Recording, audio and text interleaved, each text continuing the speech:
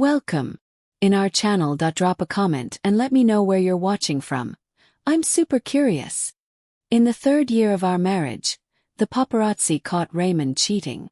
The other woman was young and beautiful, and she had once been an obsessive fan who had terrified him to the point of a mental breakdown. Raymond laughed and said, "Isn't it thrilling? I need such crazy and bold muses to inspire my creativity." He added, "I never asked you to be faithful. If you need it, I can introduce you to some quality resources in the industry." Since that was the case, I filed for divorce, wishing him well. But after the divorce, he wrote emotional posts on every social media platform begging me to come back. When he released his new album, he called out to me, "Gladys, if you don't want me, I'll die." My new husband couldn't stand it anymore and responded on Weibo, "If you want to die, hurry up and do it, but stop bothering my wife during her postpartum recovery." When I received evidence of Raymond's cheating, I suddenly felt a sense of relief. The paparazzi urged me to transfer money to buy out the news. I cursed, "Get lost," then messaged Raymond asking him to come home. He ignored me. On the way to his studio, I got a call from his manager. "Miss Sue, can you stop pestering Ray? You've been making excuses to bother him repeatedly, seriously affecting his progress on his new album." The woman's cold voice couldn't hide her disdain. It was as if she was saying, "If you have nothing better to do than cling to him, just go find a job." After complaining, she hung up, assuming I would feel ashamed and stay quiet for a few days. After all, I used to be quite susceptible to their tactics. When I showed up at the studio unannounced, Raymond was frolicking in the bathtub with the other woman. I had overseen the studio's renovation, knowing every detail from the placement of the furniture to the layout of the rooms. Due to his work requirements, the entire studio used top-notch soundproofing materials. As soon as I walked in, the intimate sounds of the two of them assaulted my ears like a curse. It was obvious how hard they were going at it. When I opened the bathroom door, they were barely covered, relying on the bubbles to hide themselves. "Ah!" The woman screamed and hid in Raymond's arms. In her excitement, the bubbles slipped away, revealing the marks of his affection on her back. "Get out," Raymond said, much calmer than she was. The affectionate peach blossom eyes flicked up, and in the instant they met mine, the violence turned to confusion. "What are you doing here?" I gripped the doorframe tightly. "I'll give you 5 minutes. I'll be waiting on the couch outside." Raymond cleaned up and sat across from me, wrapped in a towel. He preemptively said, "Baby, your presence here really disappoints me. Go home immediately, and I can pretend none of this happened." His tone of grievance and complaint made me somewhat dazed. I even doubted myself for a second. Perhaps the one caught red-handed cheating outside was actually me. After coming to my senses, I gritted my teeth. "Raymond is the material for your bulletproof vest, taken from the thickness of your face. Raymond is the material. Sis, if you want to hit or scold, come at me. It's all my fault for taking advantage of the situation and seducing Brother Fu." Cecilia Yuan ran over and stood in front of Raymond. She wore a silk shirt that barely covered her thighs, leaving nothing of her figure or the marks of her struggles with desire hidden. "After you hit and scold me, you can't bully Brother Fu anymore, okay? He's been working day and night on his new album and is exhausted. I just wanted to help him relax a little. It seems I came at a bad time, interrupting your method of relaxation and pipeline clearing." After mocking them, I wanted to take out the divorce papers. But then I heard Raymond's nonchalant voice. "I need her for my new album, and I've never asked you to remain chaste for me. If you're feeling needy, I can introduce you to some top-tier resources in the circle. Let's compromise. Don't make a fuss. I'll come home tonight to be with you, okay?"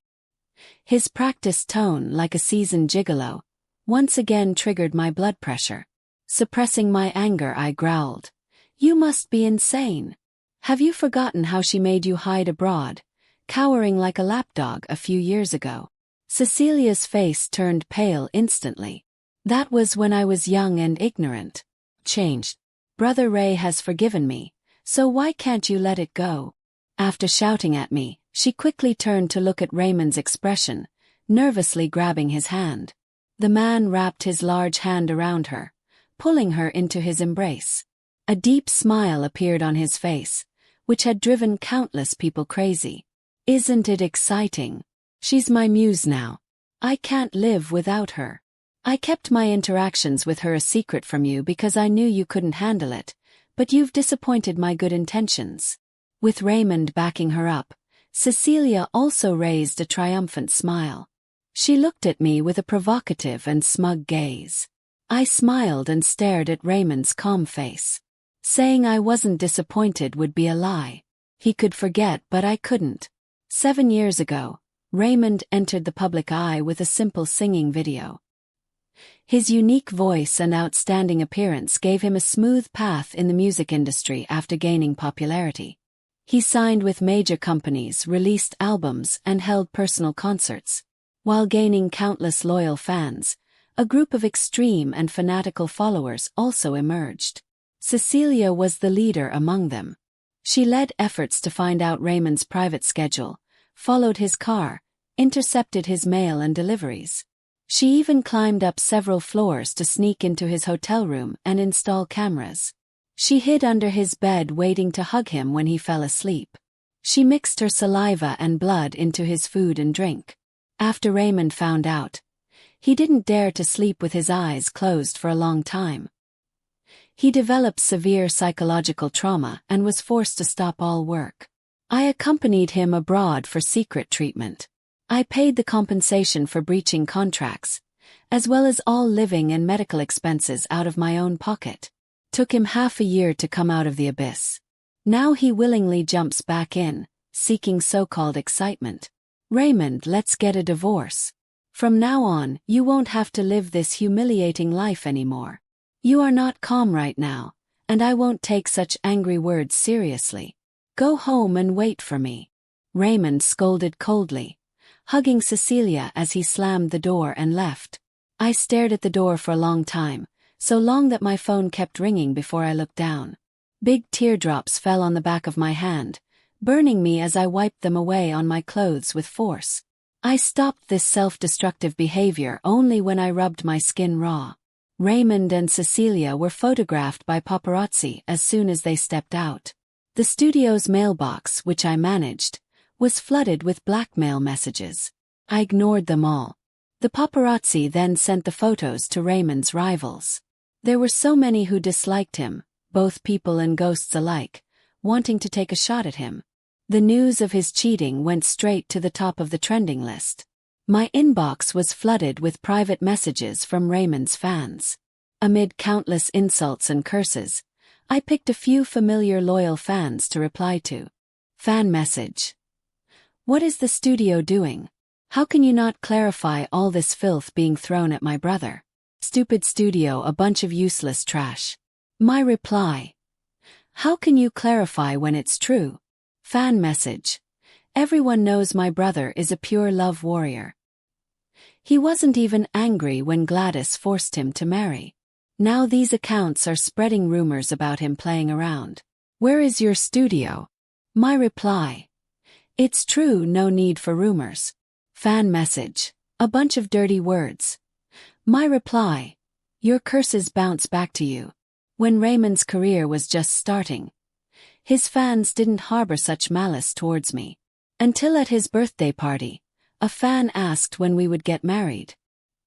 He paused for a moment, then gave a bitter smile and said soon. The complex expression and subtle answer left them with endless room for imagination. Many rumors emerged saying I was forcing him to marry him out of gratitude, preventing Raymond from interacting with other women and causing him to miss many opportunities. Young fans with limited ability to distinguish right from wrong believed these rumors. All the fans felt sorry for Raymond and were more willing to spend money on him, vote for him, and support him more strongly. Rumors spread, and truth or falsity no longer seemed to matter. Raymond once considered clarifying, but his manager said, "A little fan abuse can strengthen fan loyalty. Isn't Miss Sue deeply devoted to you? Enduring some online curses won't hurt." He hesitated, struggled, and finally shook his head at me with difficulty, acquiescing to the studio's deliberate marketing. In the end, he successfully deceived himself, unable to distinguish reality from lies. I was heartbroken for a long time. But after his nationwide tour, he proposed to me. A grand proposal ceremony, a dazzling pigeon egg diamond ring, and him like a prince. Everything felt like a dream. I once thought his efforts were out of love. Later I realized it was just to silence others. But at that time I was so excited I couldn't sleep. I boasted to my unsupportive elders at home, telling skeptical friends that I had found true love. But late at night, I heard him complaining in a voice message to someone. Do I dare not marry her? She's the little princess of a powerful family in Beijing. Her family would tear me apart. My image as a devoted husband would collapse. And how many fans would I lose? At worst, we can each play our own game after marriage. After marriage, her parents do the same, don't they? I believe she can understand. His lowered voice was cold and mocking. He wasn't even facing away from me while talking. His breath while speaking sprayed on my neck. The whole bed was warm, yet I was shivering with cold. Baby, what's wrong? Raymond hugged me nervously, soothing me in his charming voice. Before doing all this, he didn't forget to turn off his phone screen. I had a high fever that lasted several days, coming and going. Raymond cancelled all his work to take care of me. He was so attentive that the nurses and caregivers teased me about finding a good partner. I looked at Raymond, exhausted and lightly sleeping beside my hospital bed, and said nothing. His sincerity wasn't fake. But sincerity changes in an instant. No matter how strong Raymond Studios' PR capabilities were, they couldn't withstand the power of half the entertainment industry jumping in to muddy the waters. His manager first showed weakness, asking me to come forward and clarify, saying they were just friends. If I posted a group photo, this matter would be resolved. Raymond is a singer. He rarely participates in reality shows that expose his true nature, nor does he act in dramas. The public naturally has a kind of broad tolerance for well-packaged singers. I sneered. What kind of friends wrap themselves in towels, wear sheer shirts, and hug each other in the car? If it weren't for discovering, would they have put on a car sex show? But if you want me to clarify, there's a way. Notify Raymond that we'll get our divorce certificate at the Civil Affairs Bureau at 9 tomorrow morning. I don't know how she conveyed the message, but the next day I really saw Raymond at the entrance of the Civil Affairs Bureau, someone I hadn't seen for a long time, along with a huge filming team behind him. Raymond wore sunglasses, but they couldn't hide his haggardness. He spoke in a very disdainful tone. Are you sure you won't give in? This is the live divorce team arranged by Sister Lou. Once it starts, the whole internet will know we've split. If you want to regret it, it'll be too late. The filming team cooperatively aimed their cameras at me. It was as if he could make me lose everything with just a word. Raymond said, Gladys, stop being pretentious. I'm giving you one last chance. Apologize to me, and I can let bygones be bygones. The divorce cooling-off period is 1 month. Raymond and I have no children, so the property division was easy. The problem is Raymond's non-cooperation. Miss Sue, it's almost 11. Maybe I should come back when Mr. Wu is available. Sorry, my fault for not scheduling properly. I sent the lawyer away, and when I returned to the house, a tall figure came running from behind, grabbing my wrist and pulling me back. A strong smell of alcohol hit me. I reflexively slapped him. Raymond's head was knocked to the side, and he staggered, his tear-filled eyes red and terrifying. I only made the same mistake every man in the world makes. Why can't you let it go? Cece was right, you're just too petty. Can't we not get a divorce? Do you know how much this mess will damage my career? Gladys, give me one more chance. I promise. He got more agitated as he spoke, reaching out to grab me. Raymond, let it go. We're not suitable for each other. Together for 10 years, and you say we're not suitable? Raymond raised his voice. Then who are you suitable with? I won't interfere with you being together. I'll even help you hide the affair. Isn't that enough?" He seemed really desperate, tears falling like broken pearls. His handsome and fragile appearance was highly deceptive. His charming voice hoarse and inexplicably pitiful, as if afraid no one would feel sorry for him. "I want steady loyalty, while you seek temporary excitement. You came to me not out of regret or sadness, but because you're worried about your career. Raymond, do you think songs created out of your marital infidelity deserve others' love?" The man froze in place, his hand suspended in midair, emotions swirling in his bloodshot eyes. He was angry. After sharing a bed for years, no matter how calm he pretended to be, I could see through him at a glance.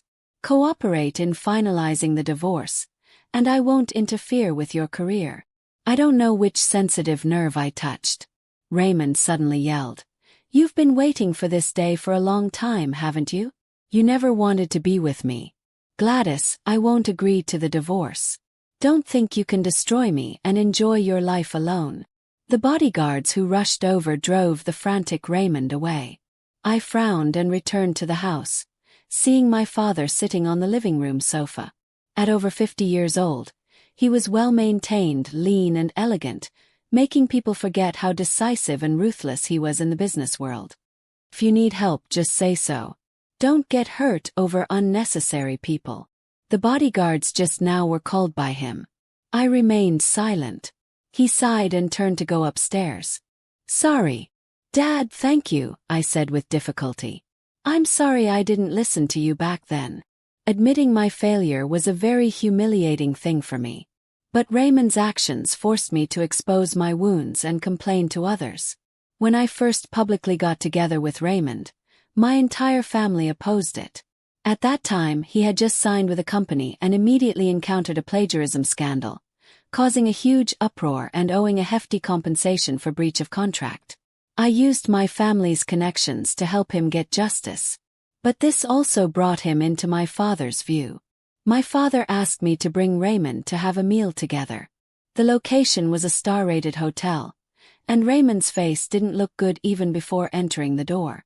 As soon as the private room door opened, my father looked him over for 2 seconds, without a hint of gentlemanly manners, and opened his cigarette case. Raymond hurried forward to light it for him, but my father avoided it. "Dad," I pulled Raymond behind me protectively, saying, "He's my man." My father puffed out smoke. "It's fine to play around, but marriage is out of the question. They say the young are impetuous." I directly flipped the table, grabbed Raymond and walked out, leaving bold words that no one could tear us apart. Raymond shook off my hand halfway. "Gladys, don't fall out with your family for me. It's not worth it." He hung his head, the hand with the bandage resting on his stomach, sounding as dejected as a stray dog. I said, "Raymond, have some confidence. You're worth all the good. I won't give up on you. No matter how hard this road is, I'll stick with you." But the premise was that he had to be as determined as I was. As the heat continued to rise, Cecilia's information was dug up. She couldn't wait to make a high-profile move. On the day Raymond and I went to the Civil Affairs Bureau, she forwarded a luxury car and house giveaway on Weibo. She was active under various marketing accounts, eager to let everyone know she had succeeded as the other woman. Fans who firmly believed in Raymond's innocence either fell silent or rushed to her private messages to insult her. Cecilia took the opportunity to send legal notices to several of Raymond's old fans. She grasped the unprecedented heat perfectly. She even took the time to post vacation photos on her social media with suggestive captions, leading people to find traces of Raymond in them. Just one glance and I knew the photos were from last year. Last year, Raymond was filming an on-location MV abroad, and the background in the video calls with me was identical to her pictures. When he was whining about how tired he was and saying it was fortunate I didn't come to suffer, was he just getting out of Cecilia's bed? Were the souvenirs he brought back chosen together with Cecilia? When did they start hooking up? Was it when he told me he had hit a creative bottleneck and needed to retreat, or when he said we should take a break while he traveled around the world? I dared not think further. My stomach spasmed, and I retched over the toilet. Are you pregnant? My father stood at the bathroom door, his tone serious. No, just purely nauseated. He sighed in relief. Even if you were, it's fine. I can still afford to feed one more mouth. I laughed through my tears, wanting to shake my head but inexplicably collapsing on the floor and crying. Raymond and I would never have children. He said he wanted to be child-free, not letting anyone interfere with our relationship. For double assurance, he suggested we both undergo surgery. As soon as he said it, he shook his head with a smile. This surgery is too harmful for women. I'll do it alone. But when I came out of the surgery room, he didn't show up. When he saw the surgery form, a look of bewildered surprise flashed in his eyes. Maybe he didn't expect me to be such a stubborn and serious person. Sorry, baby. I've been really busy lately. I'll definitely go through with it after this period. You've worked hard. Under pressure from various sources, I finally managed to get the divorce certificate a month later. Raymond, red-eyed and stubborn, said, Gladys, you will regret this. You'll never find another man willing to give his life for you like I did. I sneered. None of your business. After blocking all of Raymond's contact details, he switched to several different numbers to harass me. Eventually, things quieted down a lot. I heard Cecilia was pregnant. He didn't care about the immense pressure on his studio. He directly announced his relationship with Cecilia on his personal account, along with a glaringly obvious pregnancy test. The comments were filled with countless aggressive remarks. Raymond seemed to have completely lost it, personally responding to and arguing with fans who insulted Cecilia. His blatant partiality completely ignited the fans' anger, and they began to boycott him collectively. Meanwhile, I set out to fulfill the dreams I had previously neglected, traveling across the country with my camera. I took abundant photos of landscapes and portraits, and even reopened an account I hadn't touched in a long time to share my photography work. The account didn't have much traffic initially, and it took a long time for posts to start getting noticed. Old fans recognized me. Grandma, the blogger you followed has started updating again. I never thought I'd see new updates from Gladys in this lifetime. I remember Gladys was Raymond's die-hard fan, right? She got famous photographing Raymond. So what do you think now that your idol has fallen? Upstairs, your memory is mixed up. Gladys was photographing first, and then people got to know Raymond. Doesn't everyone know Raymond rose to fame by feeding off our Gladys? I scrolled through the comments, feeling surprisingly calm. The first time I met Raymond was at a cultural performance. A clean-cut boy in a white shirt and black trousers playing guitar and singing love songs, the spotlight solely on him, creating an unbeatable atmosphere. He looked good, but I had photographed many handsome men and beautiful women in school, so I didn't feel particularly drawn to him. Until one night when I was being followed, he rushed out to confront the assailant. By the time I called the police, he was lying on the ground, stabbed multiple times and barely breathing. The doctor said his hand would never do delicate work again. He gave up the guitar and chose to compose and sing his own songs. The band he joined performed at an underground bar. When I went, the place was buzzing, the rock music making everyone's blood boil, with countless young men and women shouting the band's name excitedly. In the end, though, they sang a gentle, melodious love song. 6 months later I returned to Beijing. But it wasn't the family driver who picked me up. It was a young, handsome man. Tall, long-legged, broad-shouldered, and narrow-waisted, with a steady, gentle gaze and a gentlemanly manner of speaking. It was obvious he was sent by my father for a matchmaking session. If it had been before, I might have chatted with him a bit. After experiencing Raymond, I had a defensive and aggressive stance towards men. But on this trip we didn't talk much, and it wasn't awkward. What do you think of him? As soon as my father came home that night, he eagerly asked about the situation. I frowned and waved my hand. I'm not taking on students. He glared at me angrily. If you can't see someone like him, why were you so obsessed with that kind of person before? I didn't know how to respond, so I chose to go back to my room to catch up on sleep. Half asleep, the phone ringing woke me up. When I answered, it was Raymond's voice. "Baby, you're back, right? I've reflected a lot over the past 6 months and really know I was wrong. I don't need that kind of instant, useless excitement. I really can't live without you." His voice was hoarse, and I could hear suppressed sobbing, the whole atmosphere damp and sticky like unpleasant weather. It made me feel repulsed. I slowly sat up. 6 months ago, hearing his voice would have made me nauseous, so much so that I couldn't stay in Beijing. Now I could ask very coldly and indifferently, "Mr. Wu, did you think I was planning to start a photography studio and wanted me to film your second divorce?" The line went silent for a moment. "Baby, I'm downstairs at your place." As his voice fell, my window was illuminated by a strong light. I didn't go down to see him. Instead, I opened my laptop and started editing photos from my recent trip. A series of stunning landscapes and quiet street portraits that had brought me so much peace. As I worked, I realized something profound had shifted within me. The anger and hurt were still there, but they no longer defined me. A few months later, I received an unexpected call from a prestigious gallery.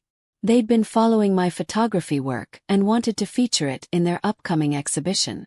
The show was a success, and for the first time in years, I felt genuinely happy about something I'd created entirely for myself. Around the same time, I started getting messages from Raymond's fans. Not angry ones this time, but curious ones. They'd heard through the industry grapevine that I was the one who had helped launch his career, and they wanted to understand the real story. Rather than ignore them, I decided to start a blog, sharing my journey as a photographer and the lessons I'd learned about love, loss, and finding yourself again. The blog took off. Not because of any scandal, but because people connected with the honesty. I wrote about capturing the perfect light at dawn, the weight of a camera in your hands, and how sometimes the most beautiful compositions come from knowing when to walk away from the frame. One evening, about a year after that final phone call from Raymond, I was at an opening for another photographer's work when I spotted a familiar face in the crowd. It wasn't Raymond. It was Cecilia, looking radiant and confident, her baby bump barely visible under an elegant black dress. Our eyes met across the room, and for a moment, I thought she might approach me. Instead, she turned and walked toward a young woman who was nervously adjusting her camera strap. I watched as Cecilia gently placed a hand on the girl's shoulder and said something that made her smile with relief. Then I realized, Cecilia had become a mentor to this aspiring photographer, just as I had once been to someone else, in a very different context. I smiled to myself, understanding that everyone's story continues long after they've exited yours. Some people are catalysts for your growth, and others are simply mirrors reflecting back the strength you didn't know you had. As I left the gallery that night, my phone buzzed with a message from my father. "Proud of you, sweetheart. Now, when are you going to let me meet that nice man from the car service?" I laughed, typing back, "Soon, Dad. But this time, I'll make sure he's worthy of more than just a good photograph."